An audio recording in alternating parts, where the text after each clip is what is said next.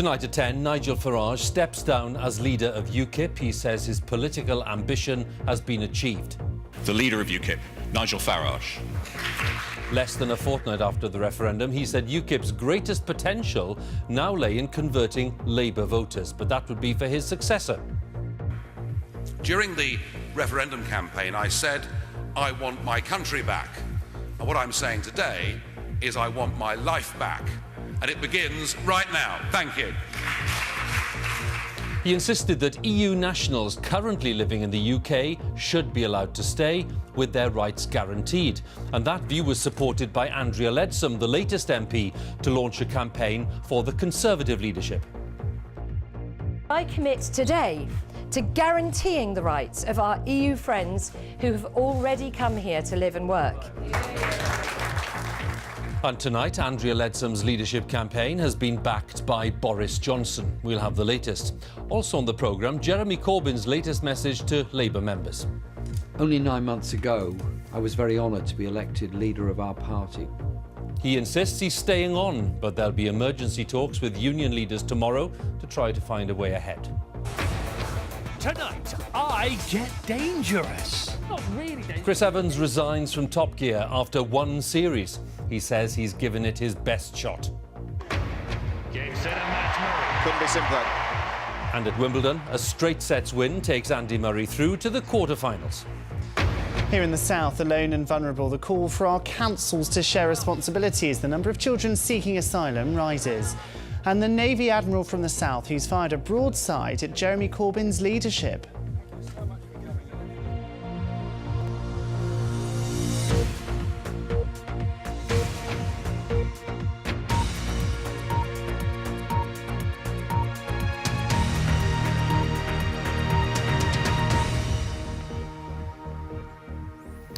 Good evening. UKIP is looking for a new leader after Nigel Farage announced his resignation, saying that he'd achieved his goal of getting Britain out of the European Union.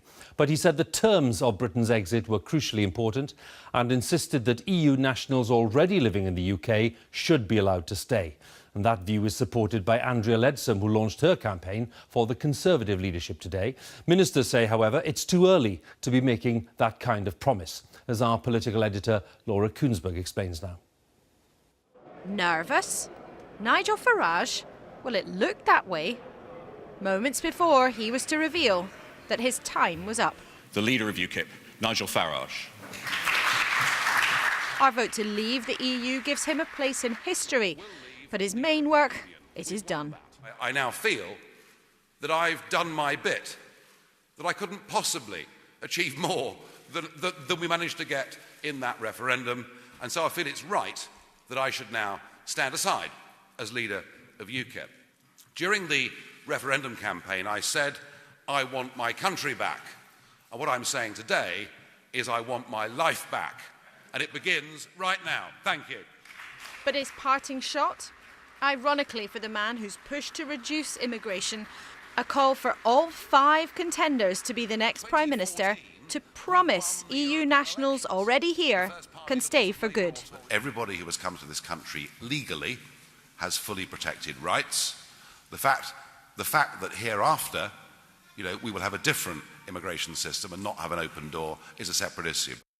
What happens to him, or her, or them, the 3 million EU migrants who've made their lives here, is becoming one of the first big tests of the contest to be the next Prime Minister.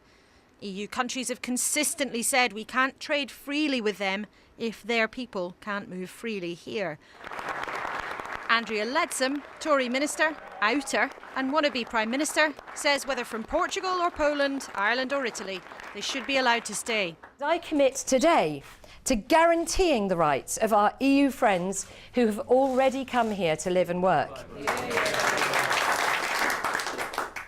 We must give them certainty. There is no way they will be bargaining chips in our negotiations.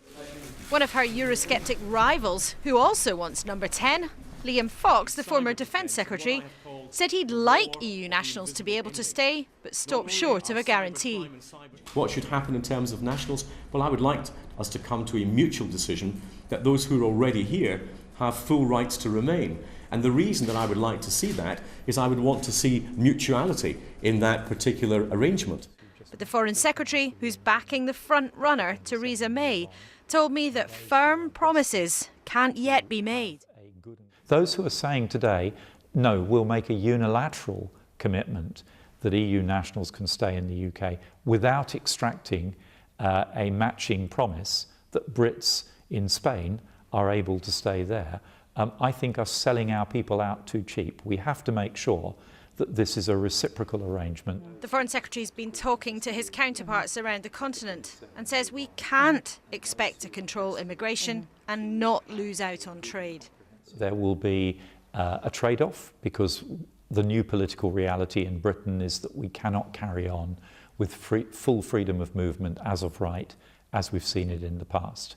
And that will mean that we are not able to get full and unfettered access to the market. What all the contenders for number 10 are grappling with is not just the question of why they believe they're the right person for the job, but how will they unpick and then reshape our relationship with the rest of the world? What happens to people from Spain, Poland or Portugal who are already here is the first big question. But there's no way with complex negotiations ahead that it will be the last. His political circus is now coming to an end, but the question he first posed now must be answered by many others. Nigel Farage, at last, can sit back and enjoy the ride. Laura Kutzberg, BBC News, Westminster. Well, Nigel Farage has led UKIP for most of the past decade, transforming it from a fringe party into a significant political force. He said today that UKIP's best days were still to come and its greatest potential, in his view, lay in attracting voters in traditional Labour areas. The party's new leader should be in place by the autumn. Our political correspondent Ben Wright has this report. There is some flashing images coming up. Good morning, everybody. The moment of victory. The sun has risen on an independent, united kingdom. And time to bow out. For 2 decades, Nigel Farage has had a mission to lead Britain out of the EU. And while UKIP has just one MP at Westminster, the party's impact on politics has been huge, as the likely front-runner to replace Mr Farage made clear. Probably one of the most influential politicians in the post-war era, not just of this century, because if it wasn't for Nigel Farage and the hard work that he's put in, and the UKIP activists who he's garnered, then we wouldn't have had a referendum on our membership of the European Union. But UKIP is a fractious political family, and the party's only MP, Douglas Carswell, who does not want the top job, posted this symbol of smiling glee in response to Mr Farage's departure. A former city trader, Farage was a founder of UKIP in 1993 and soon distilled its pitch to a simple message. What people are saying is get Britain out. In 1999, he was elected to the European Parliament, a place he mocked and derided from the start. You have the charisma of a damp rag and the appearance of a low-grade bank clerk. Ridiculing the institution, he wanted Britain to leave. But for years, UKIP could not break through with voters, and in 2006, David Cameron memorably mocked them. I mean, UKIP, it's just a sort of, bunch of fruitcakes and loonies and closet racists, mostly. A decade later, Nigel Farage would have the last laugh. With his fag-rattle chuckle and love of a drink, Farage is not like most politicians, but the jovial demeanour disguised serious intent. A seriousness that hardened after he was badly injured in a plane crash in 2010, an experience that spurred him on. And over the next 5 years, UKIP made huge strides, coming first in the European elections in 2014. And Nigel Farage celebrated in a Westminster pub, of course. UKIP's campaign against EU migration, the European Union, mainstream politicians was cutting through, not only winning over disillusioned Tories, but many working-class Labour voters as well. David Cameron promised an EU referendum, in part to head off the UKIP advance. Today in Benfleet, Essex, where UKIP came second in the general election, some disappointment at Mr Farage's decision. Well, I was shocked when you told me. I just, he's seems a nice guy, not scared to say what he wants. I'm glad he's going, honestly, because especially the way he treated people in the EU when he went there, the way he spoke to people, it was disgusting. Nigel Farage has resigned as UKIP leader before, twice, most recently, very briefly, in 2015. This time he says he's quit for good. A divisive rabble-rouser to some, a hero to others. UKIP without Nigel Farage will lose some of its colour. Where the party heads next without its public face and with the referendum done is a question for his successor. Ben Wright, BBC News, Westminster. Let's go live to Westminster and talk to Laura Kuenssberg. So we have the UKIP leadership campaign underway and, of course, the Conservative campaign, Laura. And tonight, Andrea Leadsom securing some, well, high-profile support. Indeed, and Tory MPs will begin the process of choosing not just their next leader, but our next Prime Minister. When voting begins tomorrow, that will take place over the next few weeks and months. But tonight, as you say, Boris Johnson, who's of course out of the race, has made public his support for Andrea Leadsom. Now, she was one of the main faces of the Out campaign during the referendum, and giving his support to her, he said that she is able, she is kind and she is trustworthy. Surely he wasn't having a dig at his former friend, now deep foe, Michael Gove. But in this whole race, Tory MPs are not just watching the candidates, they're also watching each other, trying to work out where the balance of power will be, what will happen in the race, because people drop out as things proceed. And in terms of Andrea Leadsom herself, no question she has generated a lot of excitement on the Eurosceptic wing of the party. She packed a room this morning full of the Tory old guard. But I'm told that when she was addressing MPs in Parliament tonight, there were real doubts about her level of experience. One minister even said that, in fact, she crashed and burned. But another cabinet minister said to me today, it does now look at this stage that it will be Theresa May and Andrea Leadsom who are the two names on the ballot paper that then go to Tory members for them to make their decision. But you know, Hugh, politics, as ever in 2016, is always upside down and inside out. Just last week, it was the outers who were the victors. They were in the ascendants. Now they have lost their biggest name, and there are doubts about Mrs. Leadsom. The Remainers, who were on the losing side, have someone who was part of their camp, Theresa May, the Home Secretary, who's certainly out in front. But if we've learned anything in the last few months, this is an unpredictable business. Tory MPs will have a few weeks still to make up their mind. We'll all be watching. Indeed, Laura. Thanks very much again. Laura Kuenssberg there for us at Westminster. Well, Labour's Deputy Leader Tom Watson is to hold urgent talks with trade union leaders tomorrow morning about Jeremy Corbyn's future as party leader. Mr Watson is said to have told Mr Corbyn this evening that he could not carry on as leader without the backing of Labour MPs who voted overwhelmingly last week in favour of a vote of no confidence. Mr Corbyn apparently said he had no intention of leaving. Our political correspondent Vicky Young has more details. Nice to see you all. Thank you so much for coming. Resignations are popular at Westminster right now, but the Labour leader's never been a follower of fashion. You're going to resign, Mr Corbyn? Jeremy Corbyn's under enormous pressure to go, but today he couldn't have been clearer. Only 9 months ago, I was very honoured to be elected leader of our party. Using social media to speak directly to his party, he said he was staying put. I want to reach out to all our members, to all our supporters, to all our trade union affiliates, and to my colleagues in Parliament.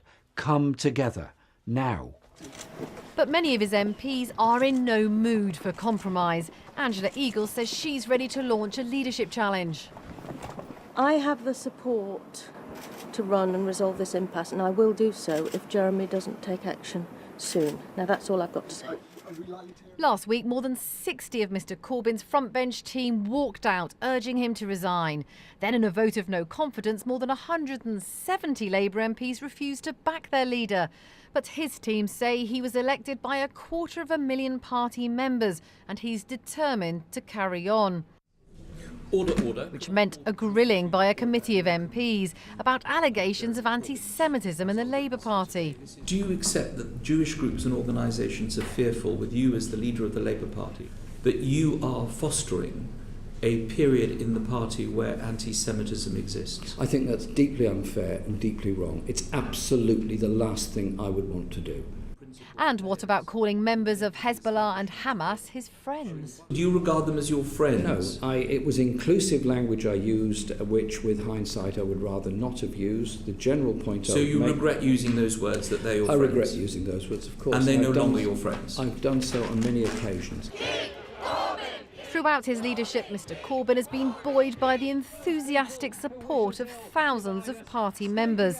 But inside Parliament, it's been a different story. Tonight, in a packed meeting room just upstairs, Labour MPs heard from their deputy leader, Tom Watson. He told them he'd been to see Mr Corbyn today to tell him he had to have the support of Labour MPs as well as Labour Party members. Tomorrow, Mr Watson will meet with union leaders to try to broker some kind of compromise. But he told MPs it was a last throw of the dice. And some MPs have already warned Jeremy Corbyn that the Labour Party could split if he insists on staying. Vicky Young, BBC News, Westminster. 6 men have been jailed for distributing drugs in fake ambulances. The judge at Birmingham Crown Court said the quantities of cocaine, heroin and ecstasy involved were truly colossal. The drugs, valued at more than £1 billion, were hidden inside Dutch ambulances which entered the UK through various ferry ports. Now, Chris Evans has announced that he is stepping down from presenting Top Gear after just one series. In a statement, he said he'd given it his best shot, but sometimes that wasn't enough. Viewing figures have steadily fallen to below 2 million viewers for that final episode, much lower than the audience for the old format, as our correspondent David Silito tells us. Welcome to Top Gear with our all-new, improved audience. When Chris Evans replaced Jeremy Clarkson as the face of Top Gear, it was never going to be easy.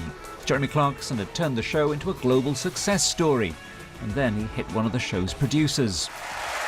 Chris Evans stepped in alongside former Friends star Matt LeBlanc. Please welcome Matt LeBlanc! But Chris Evans has lasted just one series.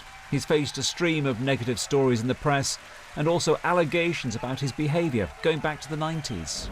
Any plans for a second series? This morning, he said nothing as he left Radio 2. A few hours later, he sent this tweet.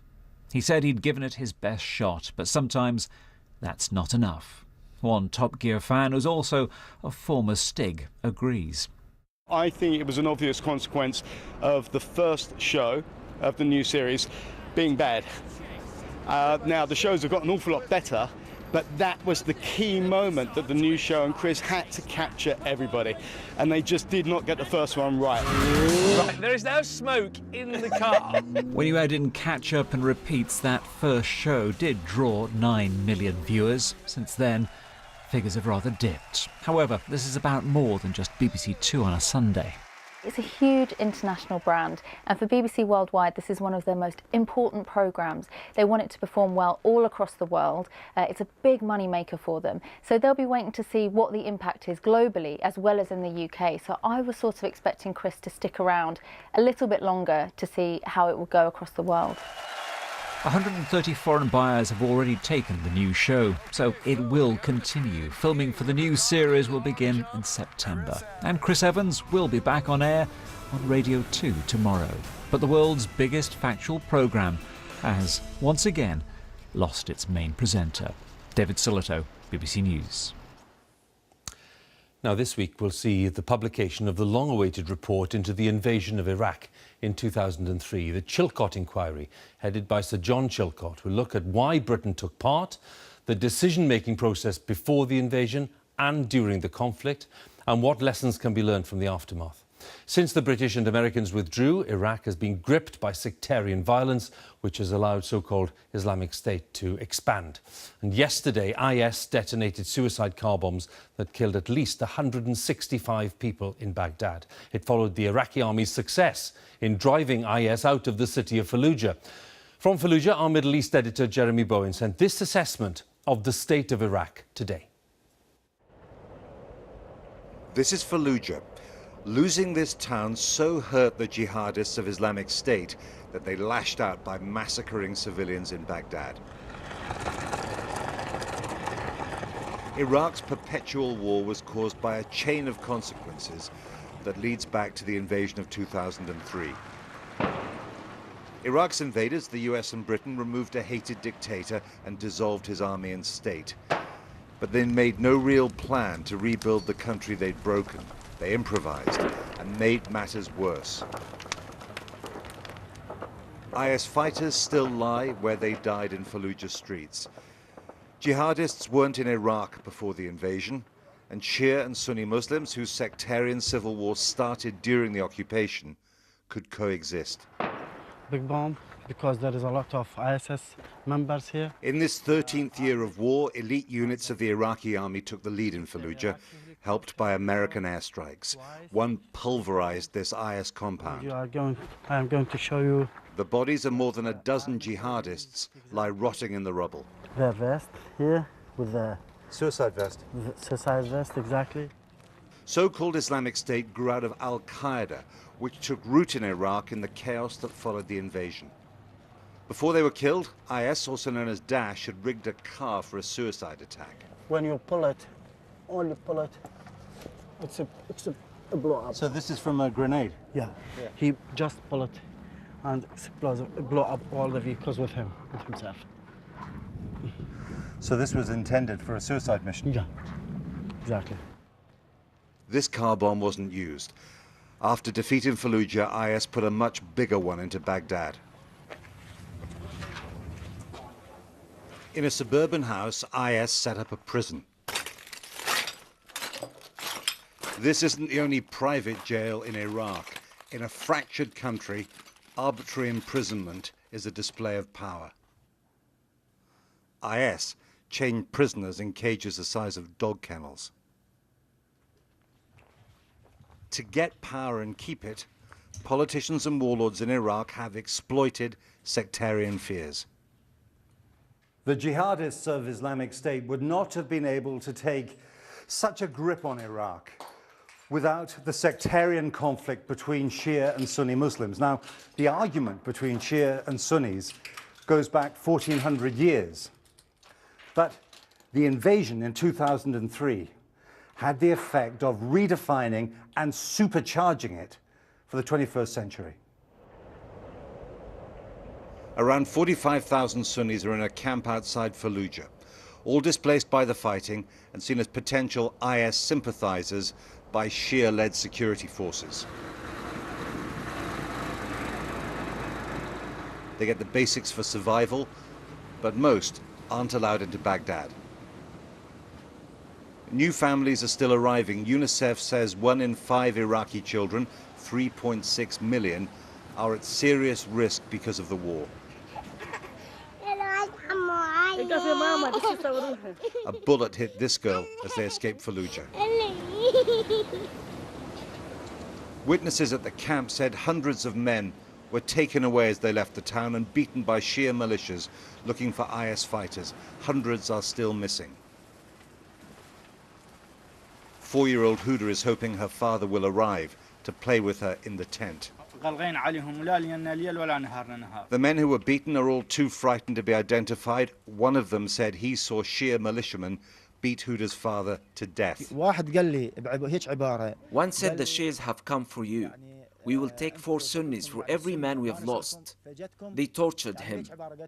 I gave him some water. He drank it and died. The camp is on edge. Police tried to control food queues by firing into the air.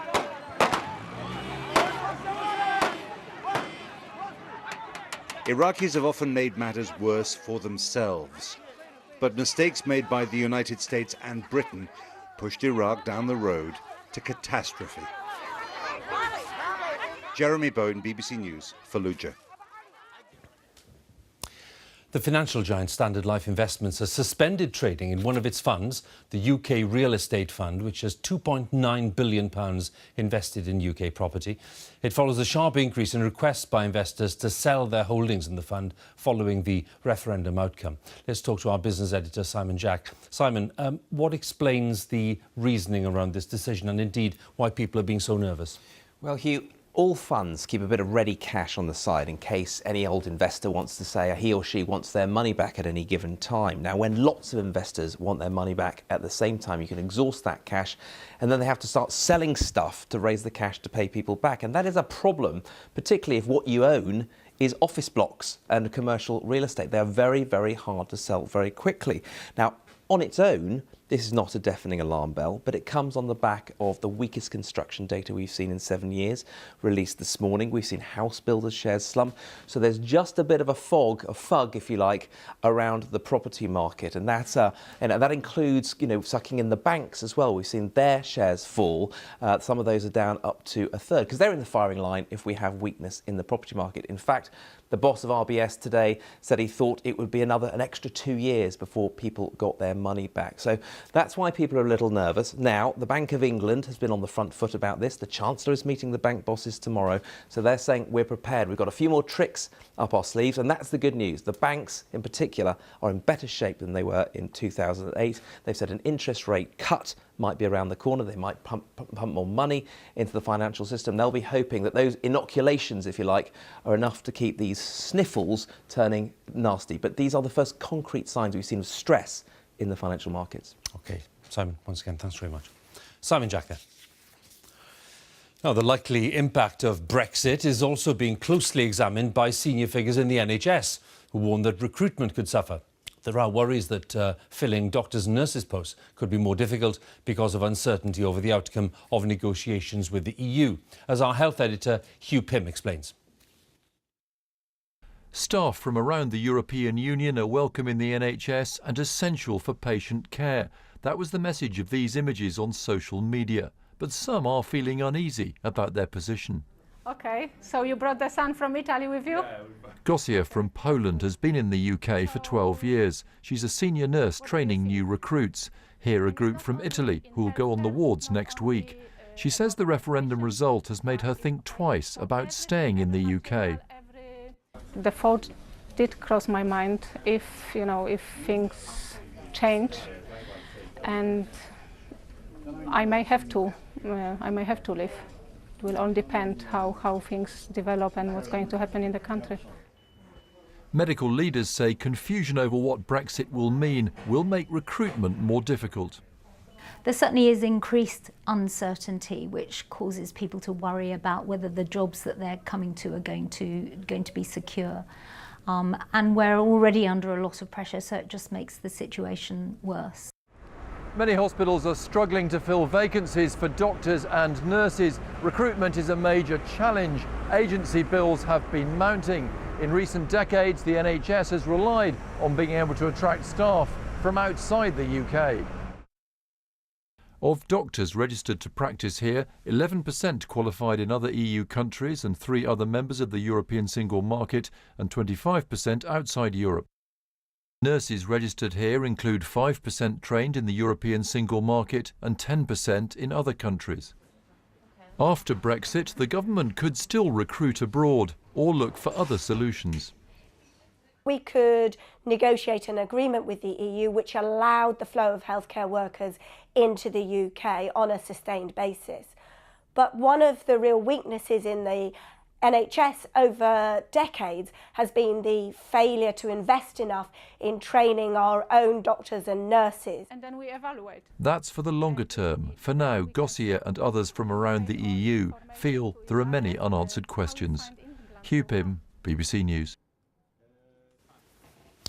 Tennis, and at Wimbledon, Andy Murray is through to the quarter-finals after beating the Australian Nick Kyrgios in straight sets. 7-time Wimbledon champion Roger Federer is also through to the quarter-finals, as is the women's title holder Serena Williams. Rounding up all the day's action for us is Joe Wilson. There's always a twist on tradition. Even at Wimbledon, the unpredictable is usually welcome. Nick Kyrgios is a tennis player who can sometimes beat himself. He's found plenty of trouble in his career, but in Andy Murray, he's always had a supporter. They like each other. Really. The first set was tight, the second wasn't, but some of the exchanges were a pleasure. It was fun for a while. For the first time this year, Murray was playing a man talented enough, theoretically, to beat him at Wimbledon. Problem was, Kyrgios wouldn't, or couldn't, get near him. That's ridiculous for Murray. Time is running out, reads one of his tattoos. Well, Nick Kyrgios is only 21, but he can seem infected by introspection. Kyrgios was going through the motions at times, said a watching John McEnroe. Well, for Murray, Game, set, straightforward, straight sets, straight thumbs. So Andy Murray made it seem simple once again here on centre court, and reaching a Wimbledon quarter-final is an achievement. So imagine doing that 14 times in your career.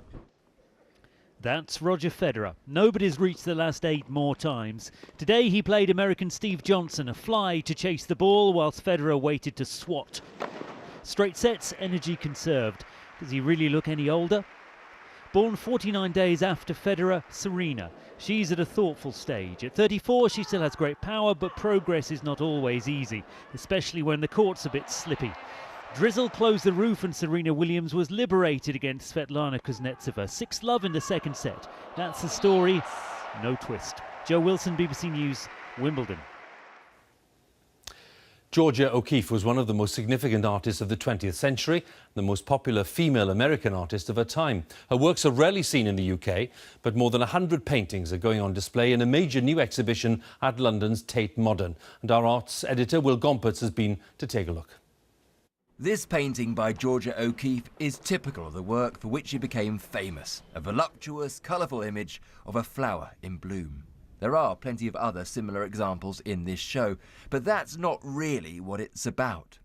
This exhibition seeks to reposition O'Keeffe as a pioneer who was not only the equal of her mid-century male contemporaries, but was perhaps one of the greatest painters of the modern era.